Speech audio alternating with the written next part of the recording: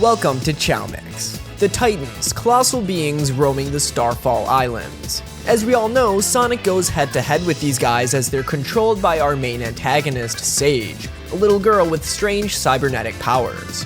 In appearance, they have a very robotic exterior, but their shapes are that of more organic life forms. The Titans are probably one of the most mysterious aspects to Sonic Frontiers, and their origins have been something I've been thinking a lot about lately. Like, where did they come from? What are they really? And at what point did they start existing on the Starfall Islands? And well, I think I may have been able to come up with a little theory here. Ladies and gentlemen, this is the Titan evolution theory.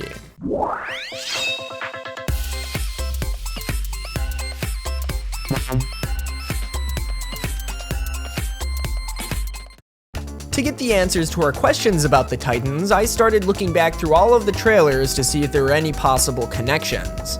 Anything at all that could possibly link to their origins. And honestly, I couldn't really find anything super obvious right off the bat by looking at these trailers alone. So I took a break and started playing a little bit of Sonic Adventure, as one does. I did some action stages, messed around in the hub worlds, and visited the Chao Garden. And right as I entered the Station Square Garden, I remembered something. The main enemy of Sonic Adventure, Chaos, came to be from a mere Chao who had mysteriously mutated. And from there it would eventually evolve into Perfect Chaos, a colossal water serpent capable of leveling cities. It always fascinated me that something so cute and innocent had the potential to transform into such a large and destructive being.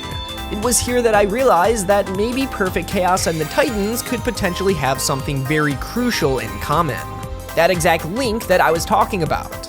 So let's turn towards Sonic Frontiers once again and start connecting the dots. The Coco in Sonic Frontiers seem to serve a pretty similar role to that of the Chao from the Sonic Adventure series. They're both the cute little pet companions of the game that have pretty mysterious origins. As you know, the Chao were capable of many forms with their complex life cycles.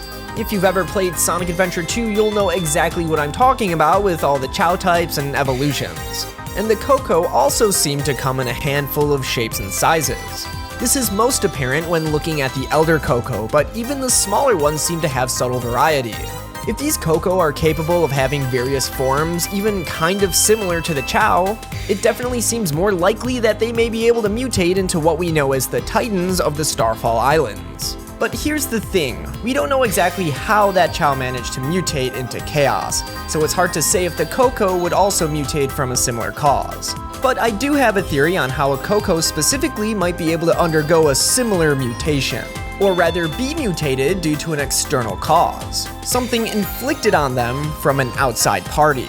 During the events of Sonic Frontiers, we know that Sonic somehow gets corrupted, as seen in the CGI cutscene from the story trailer. As Sonic grasps his arm in pain here, we see it enveloped in this red cybernetic energy. It's still a bit unclear how this is happening, but one thing's for sure, it has a very similar cybernetic visual effect to that of Sage.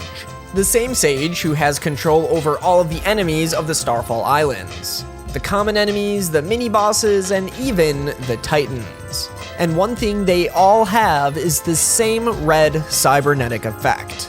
The very one we see on Sonic's corrupted arm. What this tells us is that despite being cybernetic, this corruption is capable of affecting living things. I've seen a lot of people assume that the Titans and the enemies of the Starfall Islands are robots, but are we 100% sure about that? While yes, they do have very mechanical looking parts, there's a lot to them that also looks pretty organic. It's almost like they were once completely organic creatures that eventually evolved into this strange hybrid, a mix between biological and robotic.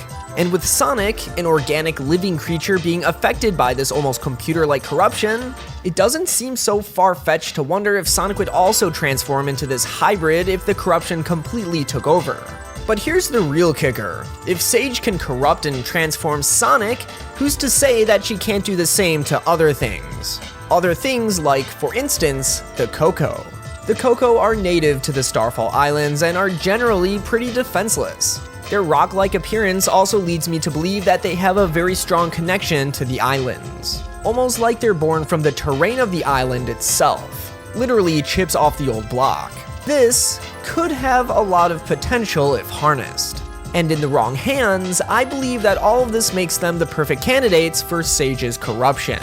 Considering all of this, it begins to make sense why Sage would be motivated to use the Coco as vessels. She'd be able to easily corrupt and mutate them into the enemies that we've been seeing all throughout the Starfall Islands. And if their connections to the islands do hold something special, transforming into something as powerful as a Titan starts to sound more and more feasible. Let's look again at Sonic and his corruption for another clue.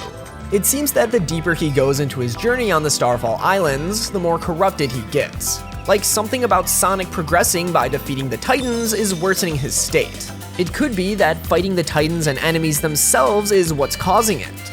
This could also explain why Sage sends an enemy to attack this harmless Coco at the beginning of the story trailer. This could be how the corruption occurs. Maybe somewhat similar to the metal virus if you've read the IDW Sonic comics. But instead of spreading it by simply touching someone, maybe it's from being attacked, more similar to how a zombie virus is spread, for example. It just doesn't exactly make sense why the Coco would be attacked if they didn't have any major significance. I think the attack scene in the story trailer was very intentional. This would make the most sense to me because I really don't think the Titans are evil.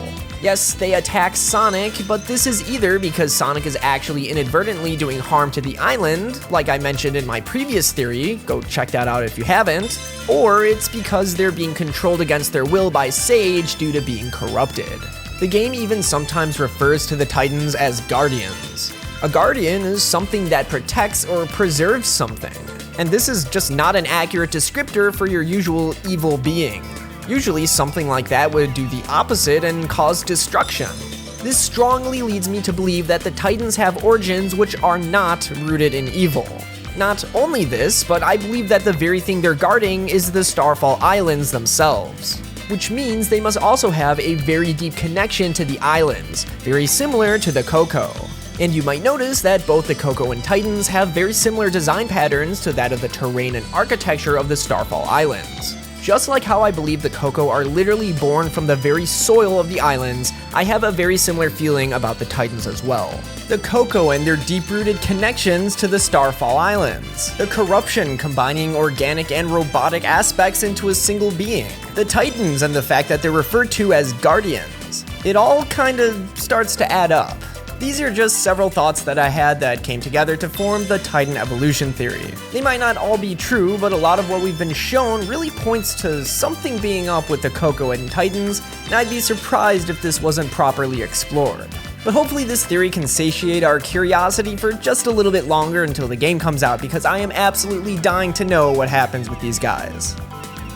This video was made possible by today's sponsor, Monk Pack. Monk Pack offers delicious snack bars that are low sugar, plant-based, keto-friendly, gluten-free, and non-GMO. They're the perfect food for anyone trying to enjoy a tasty snack on the go that's also trying to cut back on sugar and carbs. And the best part is, none of the taste is sacrificed. Monk Pack Keto Granola Bars and Nut and Seed Bars contain 1 gram of sugar or less, 2 to 3 grams of net carbs, and each bar contains 150 calories or less. Now that I'm in the latter half of my 20s, I have to do the unthinkable and actually pay attention to what I eat. Yeah, it's crazy, I know. But the hardest part for me was always finding healthy foods that actually tasted good.